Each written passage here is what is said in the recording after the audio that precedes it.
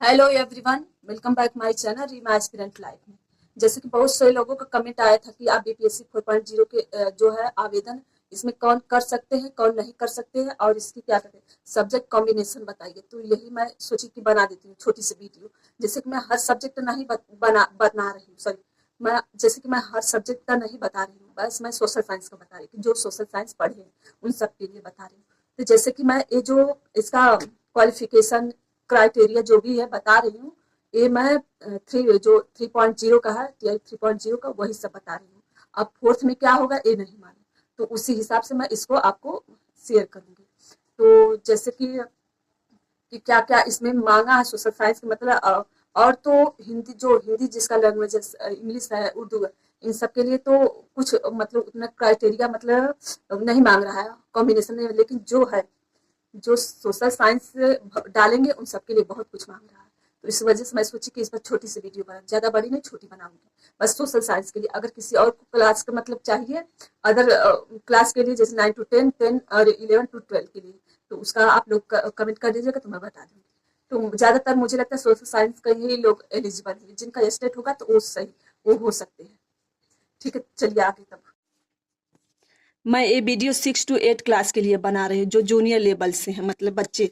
तो ऐसे मत जो जिनका सोशल साइंस जो लेना चाहते हैं उन सब के लिए मतलब क्या क्वालिफिकेशन होनी चाहिए, और कॉम्बिनेशन, सब्जेक्ट कॉम्बिनेशन कैसे बनेगा, वही इसी पर ये वीडियो बनाने जा रहे हैं। जैसे जैसे कि सब्जेक्ट सोशल साइंस, इसमें इसमें क्वालिफिकेशन मांगा है ग्रेजुएशन, आपका 50% से होना चाहिए ग्रेजुएशन, फिर प्लस बीएड, फिर उसके बाद प्लस सीटेट पेपर 2 क्वालिफाई होना चाहिए। एसएसटी से, एसएसटी आपका सब्जेक्ट होना चाहिए सीटेट में। फिर उसके बाद अदर है जो और मतलब अलग इसके अलावा आपके पास जो क्वालिफिकेशन मांग रहा है, जैसे ग्रेजुएशन 50% होना चाहिए। फिर उसके बाद डिप्लोमा, किसी चीज में आपने डिप्लोमा किया प्लस सीटेट 2 क्वालिफाई है एसएसटी से, सोशल साइंस से, इतना हो गया आपका क्वालिफिकेशन मांगा है। फिर इसके बाद यहाँ ग्रेजुएशन में सब्जेक्ट क्या होना चाहिए, यही सब बहुत लोग कुछ लोगों को समझ में नहीं आता।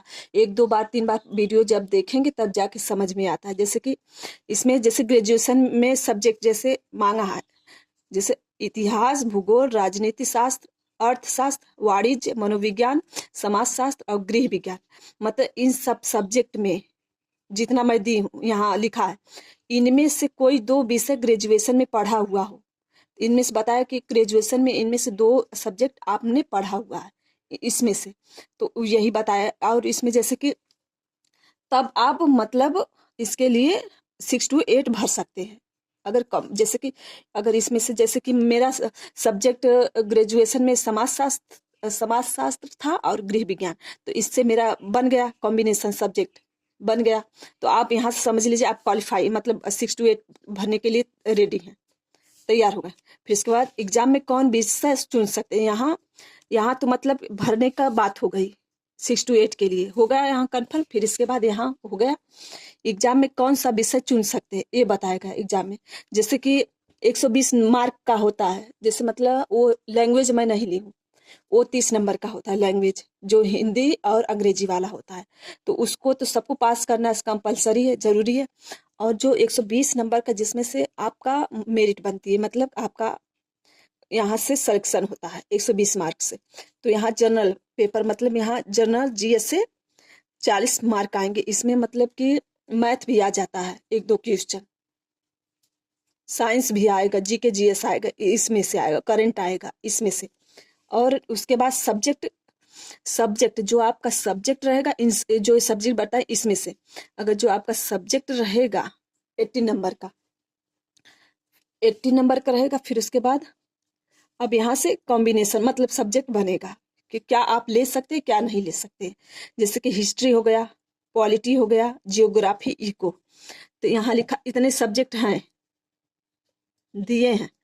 तो इनमें से बताया गया कि इनमें से कोई 2 विषय ले सकते हैं, लेकिन इन विषयों में से एक विषय हिस्ट्री या जियोग्राफी में से एक विषय होना चाहिए। तो इसमें बताया कि आपको 2 सब्जेक्ट लेना है, इसमें से इन चारों में से 2 सब्जेक्ट लेना है, लेकिन एक विषय हिस्ट्री और जियोग्राफी, या इसमें से एक विषय हिस्ट्री और जियोग्राफी आपको लेना ही लेना है इसमें से, चाहे हिस्ट्री लें या जियोग्राफी, फिर उसके बाद इसमें से जो लेना है आपको ले सकते हैं। ये ऐसे ही बनाया गया है, मतलब तब आप उससे तैयारी कर सकते हैं। जैसे कि अगर आप पढ़ने आप चाहते हैं कि हम पॉलिटी पढ़ें, जैसे हम पॉलिटी पढ़ें, तो साथ में आपको हिस्ट्री तो जरूर पढ़नी है, हिस्ट्री या जियोग्राफी। तो यहाँ ऐसे मैं बनाई हूँ, जैसे कि यहाँ लिखा है, अगर आप हिस्ट्री, जैसे आप पढ़ने जा रहे हैं जियोग्राफी, अगर हिस्ट्री अगर आप सब्जेक्ट ले रहे हैं तो आपको हिस्ट्री लेनी है, तो उसके साथ साथ आप इसमें से कोई जियोग्राफी ले रहे हैं तो हिस्ट्री है, तो पॉलिटी है तो हिस्ट्री हो गया, इकोनॉमी हो गया, तो फिर उसके बाद यहाँ जियोग्राफी हो गया, पॉलिटी हो गया, जियोग्राफी प्लस इकोनॉमी।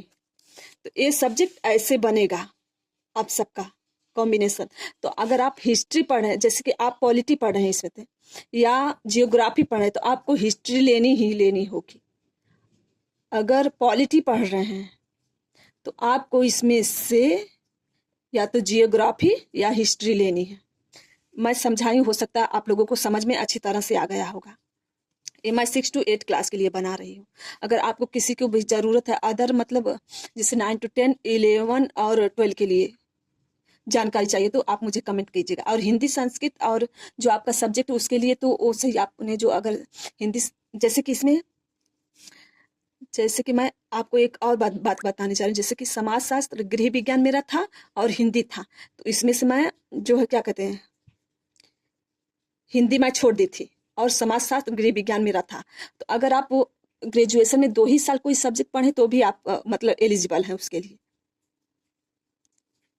तो ठीक है, मैं इस वीडियो को यहीं एंड करती हूँ, क्योंकि वीडियो बहुत बड़ी हो जाएगी। मैं छोटी वीडियोस बनाना चाहती थी।